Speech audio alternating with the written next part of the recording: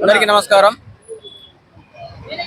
కడప నగరంలో ప్రభుత్వం తరపున చేస్తున్నటువంటి మహాత్మా జ్యోతిరావు పూలే గారి 198వ జయంతి కార్యక్రమాన్ని పురస్కరించుకొని పూలే సర్కిల్ నందు బీసీ నాయకులు, రాజకీయ నాయకులు ప్రతి ఒక్కరూ జయంతిని ఘనంగా జరుపుకుంటున్నటువంటి బీసీ జాతికి ధన్యవాదాలు తెలియజేస్తున్నాను. నా పేరు దుడం రెడ్డి బాబు, ఆంధ్రప్రదేశ్ బీసీ సంక్షేమ సంఘం రాష్ట్ర అధ్యక్షుని. మహాత్మా జ్యోతిరావు పూలే గారిని ప్రతి ఒక్కరూ స్ఫూర్తిగా తీసుకోవాలి. ఆ మహానుభావుడి వల్ల అణగారి వర్గాల అందరూ చైతన్యమై విద్యను, ఉపాధిని ప్రతి ఒక్కరూ అభ్యసించి ఈరోజు రాష్ట్రంలో సావిత్రిబాయి పూలే గారి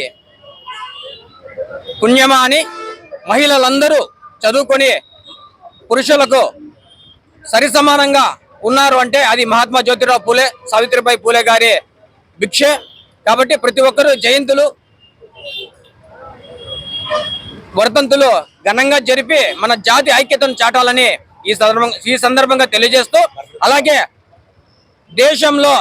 దేశ సమగ్ర కుల గణనను జరిపి బీసీల వాటా ఏందో తెల్చాలి, బీసీ రిజర్వేషన్ ఏందో తెల్చాలి, ఈడబ్ల్యూఎస్ కోటాను రద్దుపరచాలని ఈ సందర్భంగా తెలియజేస్తున్నాను. ఈడబ్ల్యూఎస్ వల్ల అగ్రకులాలకు 5% ఉన్నటువంటి అగ్రకులాలకు 10% రిజర్వేషన్ ఇవ్వడం దుర్మార్గమైన చర్య.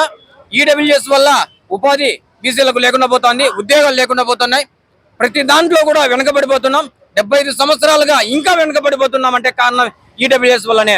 కాబట్టి ఈడబ్ల్యూఎస్ కోటాను వెంటనే రద్దుపరచాలి. వాళ్లకు జనాభా దామాష ప్రకారం కేటాయించండి, మాకు ఎలాంటి అభ్యంతరం లేదు.